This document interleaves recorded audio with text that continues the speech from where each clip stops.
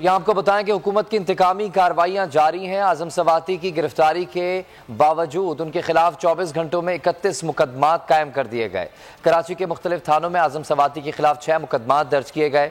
सक्खर में भी मुकदमा, नौशहर फिरोज में 1, खैरपुर में 2, लाड़काना और कंबर शहदाद कोट में 3, जैकबाबाद में 2, घोटकी में 3, कंदकोट जिला भर में 10 से ज़्यादा, थरपारकर में 2, हैदराबाद में 1 FIR दर्ज की गई और तो और कोयटा में भी 1 मुकदमा दर्ज किया गया है।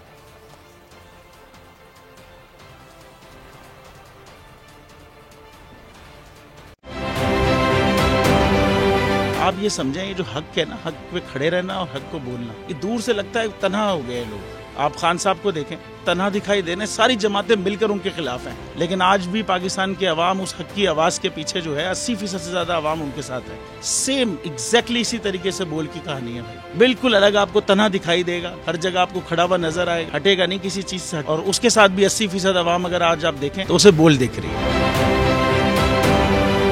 जाली केस है ना, ये हम पे उस वक्त बनाए गए थे जब हुकूमत यही थी, इन्हीं लोगों की हुकूमत थी ना। और ये जाली केस, इनको मैं नहीं कह रहा इस केस को जाली केस, इनको पाकिस्तान में क्या पूरी दुनिया में एक ऐसा शिकायत कुंदा नहीं मिला, एक ऐसा कंप्लेनेंट नहीं मिला जिसने ये कहा हो कि हमारे साथ फ्रॉड हुआ है। तो ये खुद ही बन गए कंप्लेनेंट और ये खुद ही इन्होंने खुद ही इन्वेस्टिगेशन की, उसकी खुद ही तफ्तीश भी की, यानी कि कंप्लेनेंट भी है, इन्वेस्टिगेशन ऑफिसर भी है। और इन द एंड इन्होंने फिर उसके बावजूद ये कोर्ट में जमा कराया कि जी ये केस जाली केस था और इसमें किसी किस्म जो कुछ एग्जैक्ट कर रहा था सब लीगल। ये मेरी बात नहीं है, ये इनके इन्वेस्टिगेशन ऑफिसर की बात। सबसे ज्यादा व्यूज और सबसे ज्यादा रेटिंग के साथ बोल आज भी रहा नंबर 1 पर।